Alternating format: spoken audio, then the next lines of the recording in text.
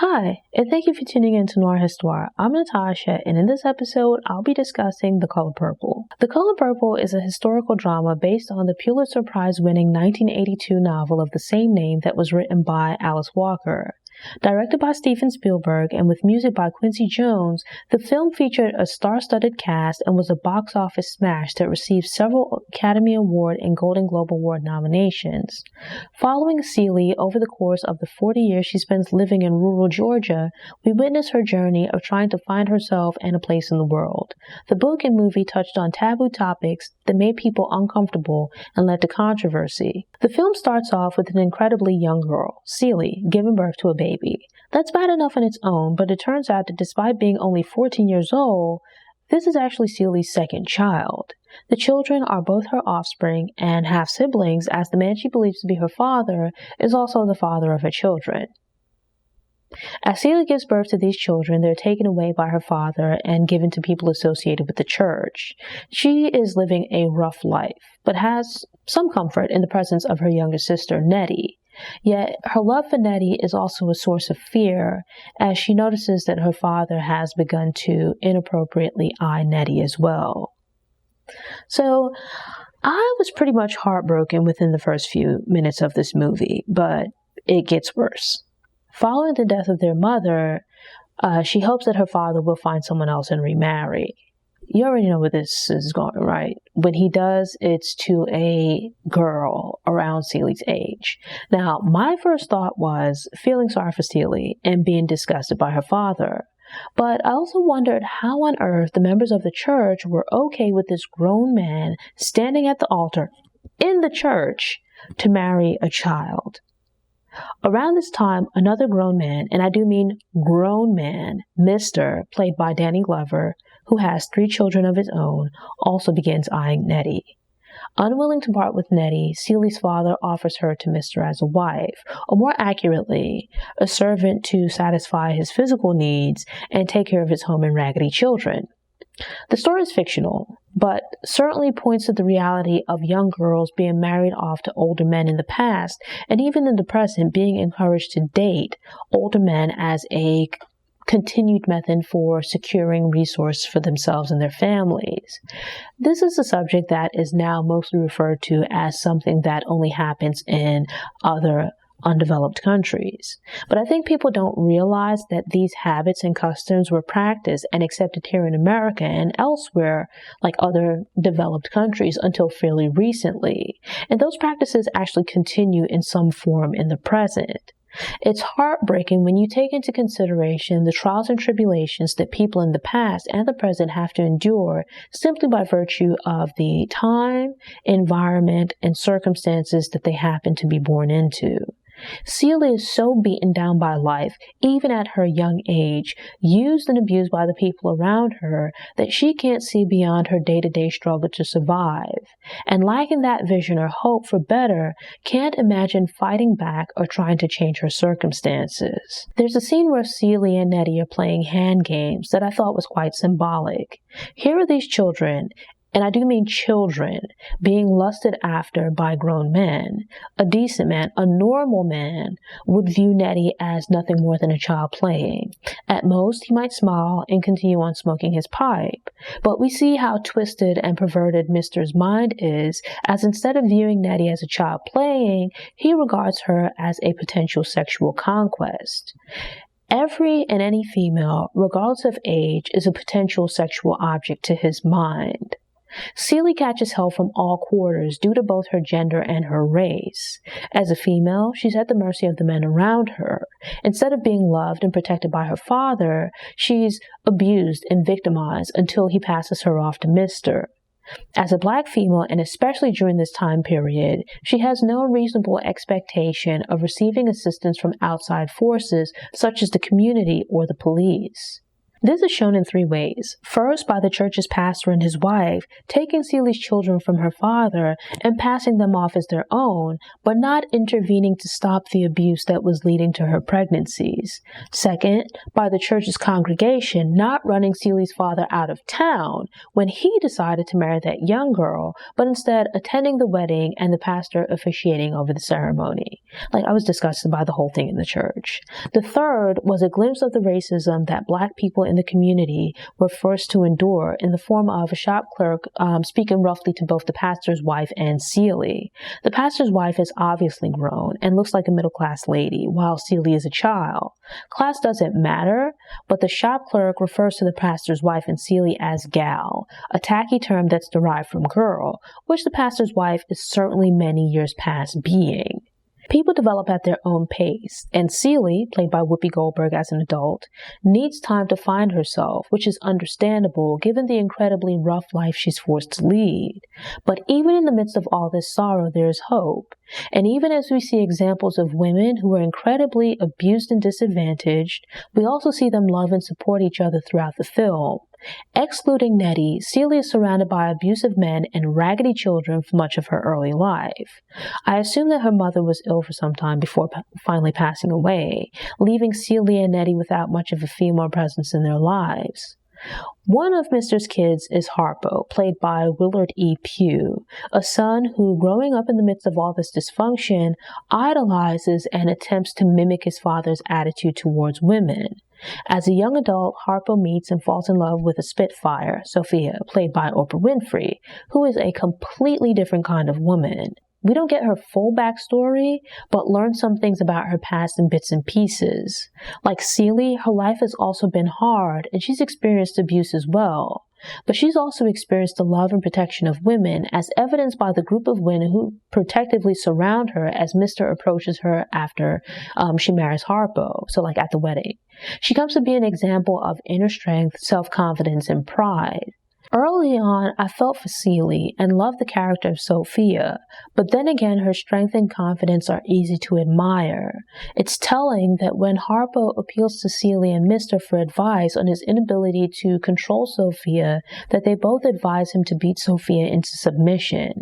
This leads to an iconic monologue from Sophia, and at that moment, we see the difference in Sophia and Celie's philosophies and approaches to life. Celie has learned to tolerate abuse because she's waiting to die and hoping for a better afterlife. Sophia, on the other hand, also had to deal with hardships and abuse, but has decided to fight for a better life in the here and now. Generally speaking, I don't advocate violence, but in Celie's case, I agreed with Sophia and thought that at the first opportunity, she should have slit Mr.'s throat with a straight razor. But then again, that would have cut the movie too short. I've come to adore Margaret Avery, but initially I had a love-hate relationship with Suge Avery. I didn't like her at first, not so much because Mr. brought her into Celie's home, because, who cares about Mr., but rather because she was so mean to Celie for no reason. I don't understand being mean to someone who cooks your food or takes care of you when you're sick. You're taking unnecessary chances with your life because they can spit in your food or leave you to die. Think smart and be nice. You'll live longer. But within a few scenes, I'd come to like Suge's character. And Margaret Avery is a beautiful woman anyway. Prime example of black don't crack. The Color Purple is kind of like Love and Basketball, in the sense that there are so many random cameos by black actors who would go on to appear in other black films. Blink and you'll miss Lawrence Fishburne, Big Red, Ray Don Chong, etc. I also laughed out loud at the juke joint scene when I realized that a meme that's been floating around on the internet of musicians packing up when things are about to get hectic came from The Color Purple. There's also another funny scene where Mr. is attempting to make breakfast for Suge while Celie sits watching from a rocking chair. When he gets I think it's a container of kerosene or some other flammable liquid to make a bigger fire, the camera goes back to the rocking chair, which is now empty right as the kitchen explodes. There's an overall theme throughout the film of society constantly trying to keep these people down. When anyone has the gall to take some pride in themselves, to seek out some kind of freedom, to be anything more than the limitations that the environment tries to force them to be, it seems like everyone else tries to beat them down. They're regarded as being uppity or thinking too highly of themselves. And to see the transformation of Sophia from being proud and gregarious to a broken shell of a woman with a disfigured eye and limp was like seeing the story of Celie in reverse. And all because of that damn Miss Millie. And the thing that especially annoyed me was seeing that Miss Millie felt good about herself for bringing Sophia to visit her family for the holidays, when the reality is that had she not been a tone-deaf idiot pawing at Sophia's children, Sophia wouldn't have been away from her family for all those years. I secretly hoped Sophia would crash the passenger side of the vehicle into a tree or something and rid the world of Miss Millie's presence. Nobody would miss her. But there would have probably been questions. I promise you that I'm not a violent person, but this movie, it made me feel a certain kind of way. The second shaven scene, juxtaposed against Nellie attending the tribal mark scene in Africa, was powerful, and it represented the long-awaited transformation of Celie, her finally breaking free of all the things that held her captive. She'd had and lost her sister as a child, and in meeting Shug Avery, she found someone else who loved her and helped her find herself. All the joy and happiness she had in the world was in the form of her sister, and that had been taken away. Shug Avery helped her reconnect with all of that and her true inner self. A great point is made in pointing out that Mr. is a waste because his father, old Mr. Johnson, was a bum and didn't teach him any better. So in turn, he didn't raise Harpo and his other kids properly. This dysfunction goes on until Harpo loses Sophia and I'm not sure if she's his wife, but at least his girlfriend, Squeak, and he does some soul searching, which leads him to change his ways. With time, and by doing things differently, he's able to mend his relationship with Sophia. And bearing witness to Harpo's journey, while experiencing losses of his own, Mr. realizes the error of his ways and undergoes his own transformation. Not to get off track, but old Mr. Johnson was a hot mess with that scraggly old man voice, and he had no chill. I hope that's not the actor's real voice because it's terrible. He sounds like that old man who sings in the church choir that you wish wouldn't. I hadn't been born when The Color Purple was released, but in researching Alice Walker for a Black History short, I read about the criticisms that the book and movie received. Some people felt that the negative portrayal of the male characters fed into negative stereotypes about Black men, but I think those people missed the point about the theme of transformation. Sure, the female characters experience abuse, some of which occurs at the hands of the Black male characters, and they're undoubtedly flawed individuals. But Harpo and Mr. change and grow as characters over the course of the movie. They're not simplistic stereotypes. By viewing the three generations of the men in Mr.'s family, we see how the two younger men turn away from dysfunctional and misogynistic attitudes. Early on, we see Mr. defend Shug Avery against his father's negative statements about her past and character. When Mr.'s father visits him for the last time, we see Mr. usher his father out when he suggests the solution to his life and home falling apart is to marry another young girl. And by the end of the film, he takes it upon himself to try and right the wrongs he's done to Celie. Shug is a bit of a rabble-rouser who lives life to the fullest and is like the opposite of Celie. She has a fire in her belly that pushes her through life while also attracting other people. As an entertainer, she achieves a degree of wealth and freedom that Celie doesn't have, and Sophia briefly experiences before having it ripped away. Yet she still shares a similar sense of sadness and emptiness to that of Celie, and we come to find it's a result of her lack of a relationship with her estranged father. As a preacher, he's turned his back on Shug because she's what he considers to be a sinner. He's less aggressive than the other men, but stubbornly rejects Shug's multiple attempts to reach out and reconnect. Papa Avery tries to fight it, but undergoes a transformation of his own, and eventually provides Shug with the love and acceptance that she's so desperately seeking. Towards the end of the film, Shug explains her philosophy that the color purple is representative of everything in the world wanting to be recognized, appreciated, and loved. We see this in the different relationships that are shown. Celie wants to feel safe and secure in life after enduring abuse from her father and Mr. Shug wants to be loved and accepted by her father. Sophia wants to live as equals with Harpo. There's conflict because while the female characters are looking for the freedom to be themselves and to be loved as they are, the men desire to keep them within the bounds of what they think a woman should be. The men use physical and emotional abuse in their attempts to keep the women in line. Mr. beats Celie because she's not Shug, who's really the woman he wants, but she doesn't want him. He tries to mold Celie into being the woman he thinks he needs by threatening and physically abusing her. Sophia is the woman that Harpo wants, but he also desires to control her. Sophia isn't a pushover, so they fight for dominance until she can't take it anymore. I thought the scene at the dinner table was amazing. Sophia was a strong woman with all of the things within her that Celie was lacking in her desire to change her life. But the irony is that while at her lowest sitting in prison, Sophia found strength and faith in seeing that Celie was still alive. That despite everything the world had thrown at Celie, she was still finding a way to survive.